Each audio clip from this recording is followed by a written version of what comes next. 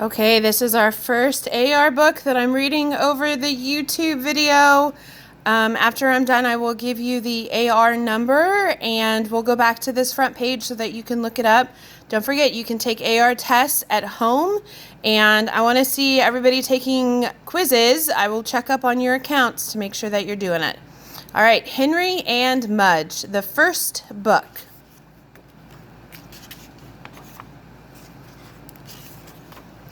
Henry had no brothers and sisters. "I want a brother," he told his parents. "Sorry," they said. Henry had no friends on his street.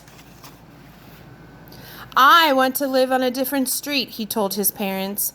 "Sorry," they said. Henry had no pets at home. "I want to have a dog," he told his parents. "Sorry," they almost said. But first they looked at their house with no brothers and sisters. Then they looked at their street with no children. Then they looked at Henry's face.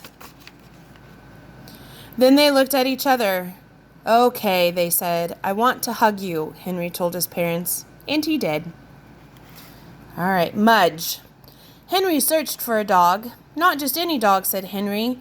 "Not a short one," he said. "Not a curly one," he said. "And no pointed ears." Then he found Mudge. Mudge had floppy ears, not pointed, and Mudge had straight fur, not curly, but Mudge was short. "Because he's a puppy," Henry said. "He'll grow." And he ever. He grew out of his puppy cage. He grew out of his dog cage. He grew out of 7 collars in a row, and when he finally stopped growing, he weighed 180 pounds. He stood 3 feet tall, and he drooled. "I'm glad you're not short," Henry said. And Mudge licked him, then sat on him. Henry used to walk to school alone. When he walked, he used to worry about tornadoes, ghosts, biting dogs, and bullies. He walked as fast as he could. He looked straight ahead. He never looked back. But now he walked to school with Mudge. And now when he walked, he thought about vanilla ice cream, rain, rocks, and good dreams. He walked to school, but not too fast. He walked to school, and sometimes backward. He walked to school and patted Mudge's big head, happy. Mudge. Mudge loved Henry's room. He loved the dirty socks. He loved the stuffed bear. He loved the fish tank, but mostly he loved Henry's bed.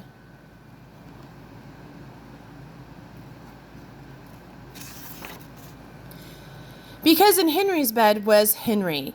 Mudge loved to climb in with Henry. Then he loved to smell him. He smelled his lemon hair. He smelled his milky mouth. He smelled his soapy ears. He smelled his chocolate fingers. Then he put his head by Henry's head. He looked at the fish tank. He looked at the bear. He looked at Henry. He licked him, and he fell asleep. One day, Mudge took a walk without Henry. The sun was shining. The birds were flying. The grass smelled sweet. Mudge couldn't wait for Henry, so he left. He went down one road, sniffing the bushes, then down another road, kicking up dust. He went through a field, across the stream, into some pine trees. And when he came out on the other side, he was lost. He couldn't smell Henry. He couldn't smell his front porch. He couldn't smell the street he lived on. Mudge looked all around and didn't see anything or anyone he knew. He whined a little, alone without Henry. Then he lay down, alone without Henry. He missed Henry's bed.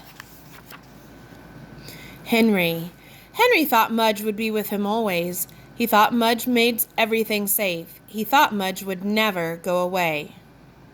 And when Mudge did go away, when Henry called and called, but Mudge didn't come, Henry's heart hurt, and he cried for an hour. But when he finished crying, Henry said, "Mudge loves me. He wouldn't leave. He must be lost." So Henry walked and walked, and he called and called, and he looked and looked for his dog Mudge. He walked down one road, then down another. The sun shone as Henry ran through a field, calling and calling.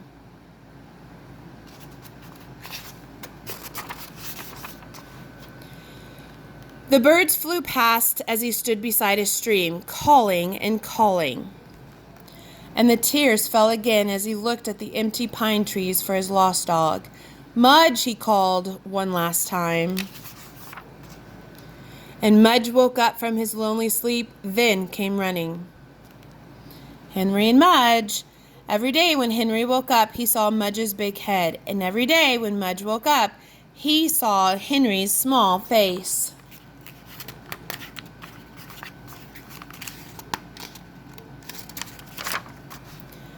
They ate breakfast at the same time. They ate supper at the same time. And when Henry was at school, Mudge just lay around and waited. Mudge never went for a walk without Henry again, and Henry never worried that Mudge would leave.